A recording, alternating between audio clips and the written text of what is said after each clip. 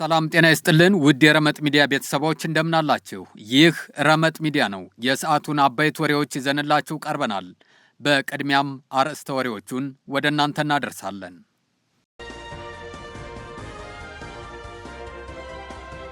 የህወሓት ሊቀመንበር ዶክተር ደብረጽዮን ገብረ ሚካኤልን ጨምሮ በ12 ተከሳሾች ላይ ተጥሎ የነበረው እግድ ተነሳ።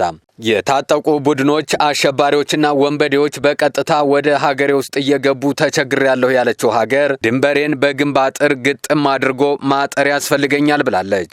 በግብር ከፋዮች ላይ ተጥሎ የነበረውን የ500 ሚሊዮን ብር ቅጣት ማንሳቱን ገቢዎች ቢሮ አስታወቀም።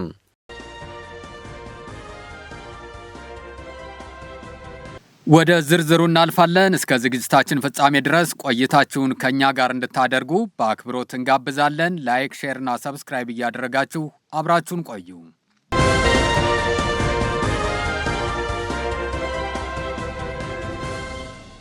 የታጠቁ ቡድኖች አሸባሪዎችና ወንበዴዎች በቀጥታ ወደ ሀገሬ ውስጥ እየገቡ ተቸግሬያለሁ ያለችው ሀገር ድንበሬን በግንብ አጥር ግጥም አድርጎ ማጠር ያስፈልገኛል ብላለች።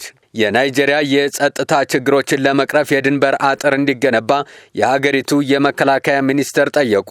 የናይጄሪያ የመከላከያ ሚኒስቴር ጄኔራል ክሪስቶፈር ጎዋቢን ሙሳ በናይጄሪያ ድንበሮች ዙሪያ የግንብ አጥር መገንባት በሀገሪቱ ውስጥ ያለውን የጸጥታ ችግር ለመግታት አስፈላጊ መሆኑን ተናግረዋል። እንደ ሚኒስትሩ ገለጻ የናይጄሪያ ረጅምና ጥብቅ ቁጥጥር የሌላቸው ድንበሮች የታጠቁ ቡድኖች አሸባሪዎችና ወንበዴዎች በቀላሉ ወደ ሀገር ውስጥ እንዲገቡና እንዲወጡ የሚያደርግ ሲሆን ይህም ሀገሪቱን ለብጥብጥ፣ ለጦር መሳሪያ ዝውውርና ለህገወጥ ስደት የተጋለጠች እንደሚያደርጋት ጠቁመዋል።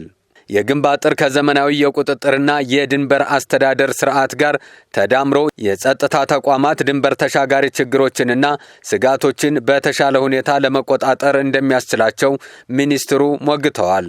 ይህ አሰራር ለኢትዮጵያስ ይበጃት ይሆን? በቀጣይ ከናይጄሪያ መማር አስፈላጊ ሊሆን ይችላል።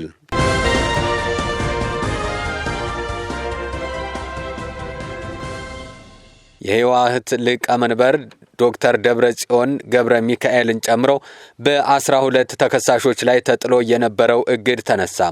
የህወሓት ሊቀመንበር ደብረጽዮን ገብረ ሚካኤልና የቀድሞ የሜቴክ ሊቀመንበር ሜጀር ጀነራል ክንፈ ዳኘውን ጨምሮ በ12 ተከሳሾች ላይ ተጥሎ የነበረው እግድ ተነስቷል። የትግራይ መልሶ ማቋቋም ፈንድ ኤፈርት የቀድሞ የቦርድ አባላትን ያካተተ ቡድን የካቲት 2017 ዓ.ም በመሰረተው ክስ መሰረት የትግራይ ጊዜያዊ አስተዳደር ባለስልጣን የሆኑት አብርሃም ተከስተ በሚመሩት የኢፈርት ባላደራ ቦርድ አባላት ላይ እግድ መጣሉ ይታወሳል።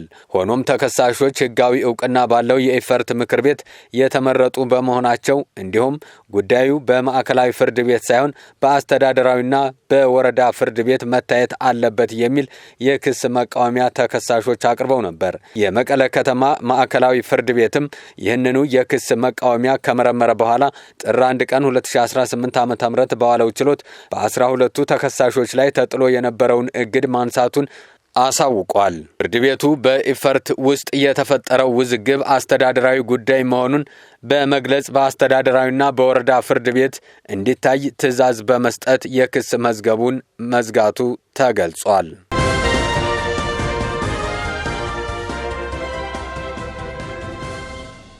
በግብር ከፋዮች ላይ ተጥሎ የነበረውን የ500 ሚሊዮን ብር ቅጣት ማንሳቱን ገቢዎች ቢሮ አስታወቀም። ከ260 በላይ ለሚሆኑ ግብር ከፋዮች የ500 ሚሊዮን ብር ቅጣት ማንሳቱን የገቢዎች ቢሮ አስታውቋል። ተቋሙ የግብር ከፋዮችን ቅሬታ ለመፍታትና የአሰራር ስርዓቱን ለማዘመን ስራዎችን እየሰራ መሆኑን ገልጿል።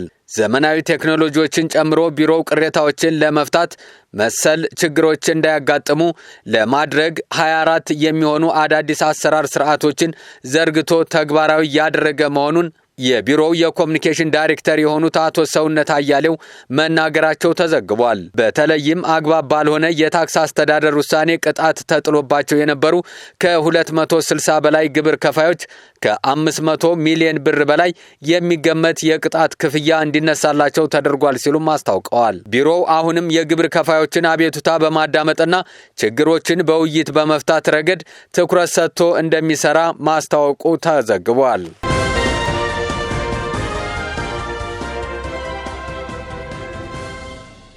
ለሰዓቱ የነበሩን መረጃዎች እነዚህ ነበሩ። ላይክ፣ ሼር እና ሰብስክራይብ እያደረጋችሁ ቤተሰብ እንድትሆኑ በአክብሮት እንጠይቃለን። አብራችሁን ስለቆያችሁ ከልብ እናመሰግናለን። ጤና ይስጥልን።